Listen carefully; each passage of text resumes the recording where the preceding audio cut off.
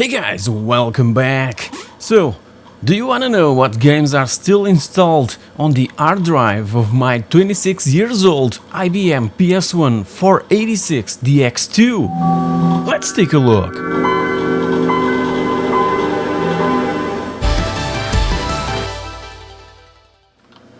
Back in the 90s I was a sucker for point-and-click adventure games and, as you know, for all Indiana Jones related stuff. And my favorite movie from the franchise was 1989's The Last Crusade. Gladly, Lucasfilm thought on making a graphic adventure game for 16-bit home computers of the time, like the Amiga, the Atari ST, the PC, Macintosh, and even for Fujitsu's own PC variant, the FM Towns, only available in Japan. And alongside the graphic adventure, an action game was also released that I've played to death, first on my ZX Spectrum and later on the Amiga. This gave me the chance to play the movie on my computer at my own pace, taking decisions and grabbing every bit of enjoyment out of it. It was indeed a time-consuming game, and I was thrilled to be sucked in and discover my own fortune and glory.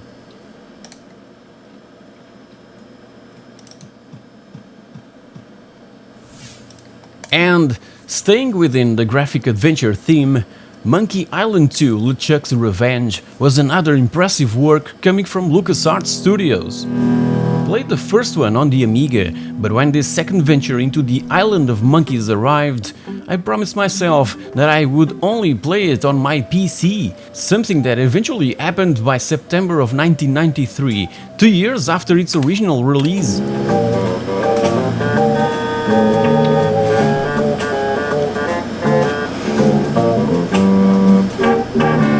I didn't have an hard drive on my Amiga, so I was tired of the disk swapping that some of the newer games constantly required. So by the time I got to play Monkey Island 2, I was thrilled to be able to install all discs on the hard drive of my IBM PC. What a relief! No need to describe this game, it's simply one of those games that you must play before you die. I agree with Tony Mott.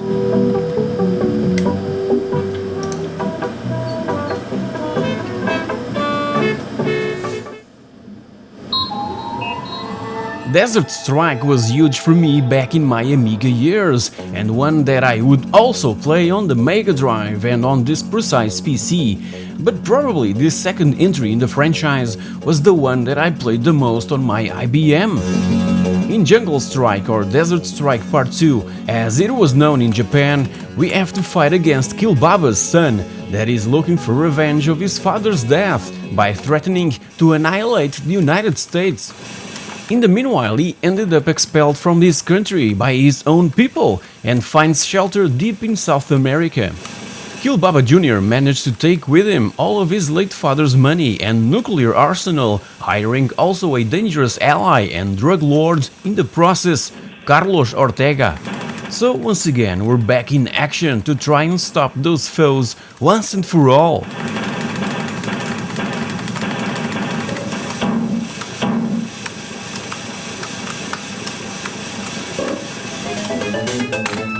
Micro Machines was another game that I played on the Amiga and continued later on my IBM PC. It was originally released for the NES, and it was where I fell in love with it. Back in 1991 I was a proud owner of an Amiga 500, and because I never owned an NES, I had to wait till 1993 to get a copy of this game. A year later, by 1994, it was finally released for DOS, and as you can see, it's still on the hard drive of my IBM machine from back in the day, even if we could run it out of the one and only single disk needed for Micro Machines. As you can imagine, it was one of the most pirated games back in school during 1994. Only one blank disk was needed.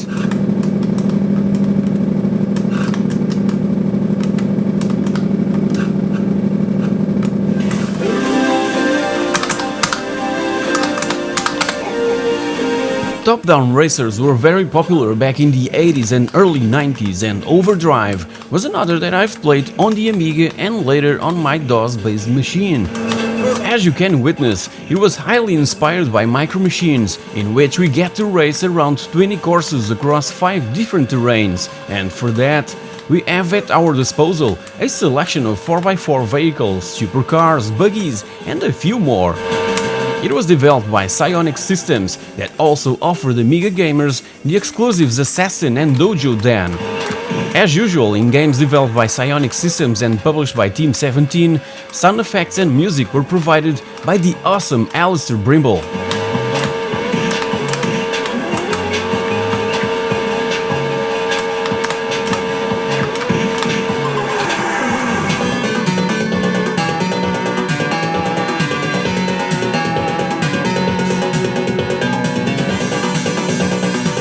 Now this was pretty sweet. While loading PreHistorik 2, this message popped out. It seems that this is common on other games coming from Titus when trying to run them after 1996. So by 1996, these games were already considered retro games, or oldies, as they called them. So after the tremendous success of the first game, that I played to exhaustion, and 2 years prior on my Amiga 500, PreHistorik 2 arrived to my doorstep right when I got my 486 IBM, and it was one of the first games that I've played on it, still with the sound coming from the PC speaker. It continues the story of its predecessor, in where we must use our mighty club to crush enemies in the skull. Many will release bonus items and food, but unlike in the first game, where there was a minimum food target that we needed to achieve to feed our tribe, in this second entry we're free from that obligation. Not gonna tell you more than this. If you haven't tried it, please do. It's a really fun game, just like all other caveman related games that were coming out in early 90s. But this particular one, you can only play on a MS-DOS based PC or on an Amstrad CPC. By the way, the Amstrad CPC version of PreHistorik 2 is one of the few to take advantage of the CPC Plus features for tons of colors, sprites and parallax scrolling. Check it out!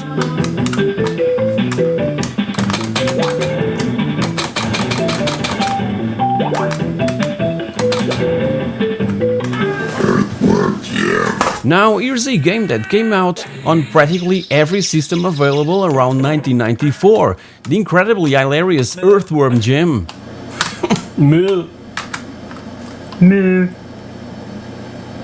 Moo. Moo. Oh, Jesus. It was created by the incredibly talented animator Doug Tenable, that grabbed the opportunity of bringing his worm, called Jim, into the video game business after witnessing the success of characters like Sonic and the Teenage Mutant Ninja Turtles. And with the help of David Perry from Shiny, EarthWorm Jim also saw that success that obviously spawned a sequel, but this first entry was the one that impressed me the most back when it came out, not only for being one of the first games that I played on a Windows environment, but also because it's one of the most crazy and funny video games I've ever played. This one was only available for PCs with Windows 95 in, well, 1995.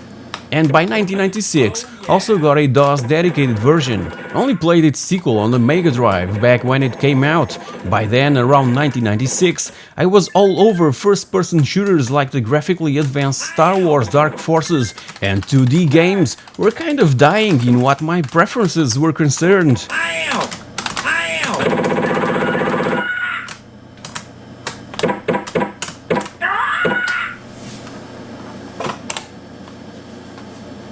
My favorite game on the Commodore Amiga would obviously migrate to my brand new PC. But let's face it, Lemmings is way better on the Amiga. That's a fact. Even so, played so much this game back in the day on those two platforms and even on the good old ZX Spectrum. I'm a true fan of the franchise, or at least the 2D games that came out during the early 90s, like Oh No More Lemmings, Lemmings 2 The Tribes, and All New World of Lemmings. I absolutely adore this franchise, and I became mainly addicted to the first one because of its originality. A few years back I've released an history video on Lemmings, and as well the complete history of Psygnosis, the publisher that gave the chance to DMA Design to emerge in this industry and become the giant known today as Rockstar North.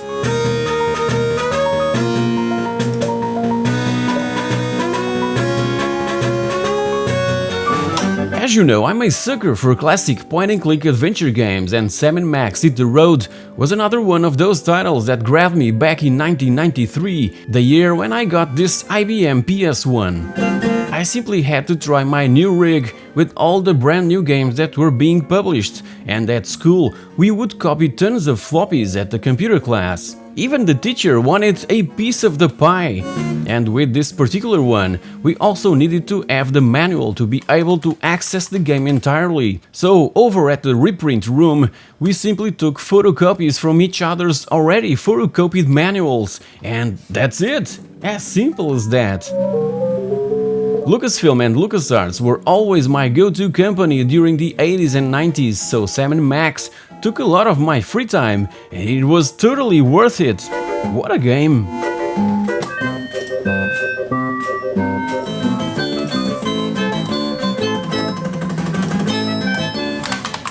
And staying with LucasArts games, Star Wars X-Wing was such a huge deal for me also back in 1993. I would load the game up just to see that intro and listen to its music. This was the start of my addiction for Star Wars related games, and you can watch my 1 hour-long documentary on LucasArts to get to know every single Star Wars game that ever existed, and all other coming from George Lucas' company. This was the first one to offer a realistic space combat simulation in the Star Wars universe, where we would have the chance to fly X-Wings, A-Wings and Y-Wings. A dream come true for many fans of the movie franchise like me.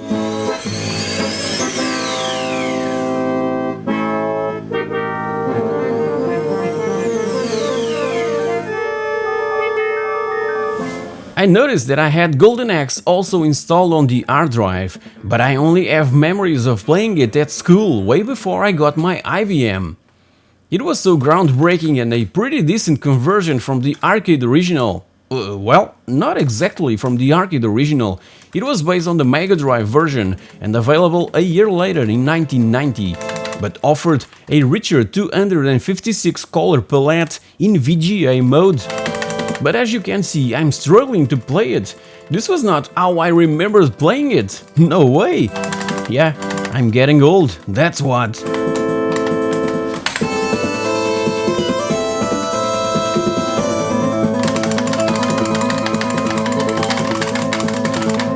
As for WarCraft, Orcs and Humans, it can be as addictive today as it was back when it came out in '94. And after I shot these images, I kept on playing it for hours. My liege, what? What do you want? This isn't a build base, build army and destroy enemy type of RTS. There are also missions where you need to rescue friendly forces and besiege villages, being such a major breakthrough within the genre. And it was highly enjoyable to play with a friend in multiplayer mode, by modem or overLAN. It was even the first RTS in history to support multiplayer capability. Yes, my lord.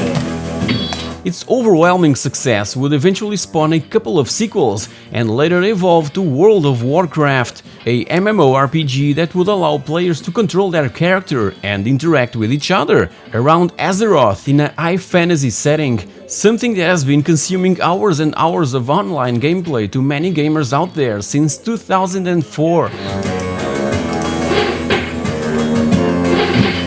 I have so many other stories and memories to share back from the golden age of DOS gaming, so this is a theme that I'll soon get back to. As told in one of my recent videos, this IBM is one of the most precious items that I have here in my man cave.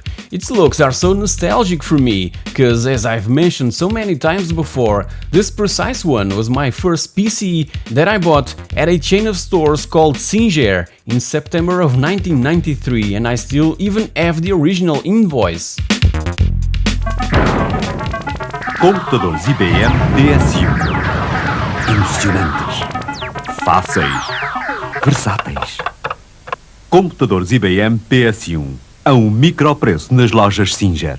So guys, hope you've enjoyed this episode of It's a Pixel Thing, and if you did, don't forget to leave a like, to share this video with someone that might relate to it, to subscribe to the channel, to click on that bell icon to receive all notifications of upcoming videos, to give support through Patreon or YouTube memberships, and please share your own memories from the glory days of DOS gaming. Thank you very much for watching, and I'll catch you all in my next video. Cheers!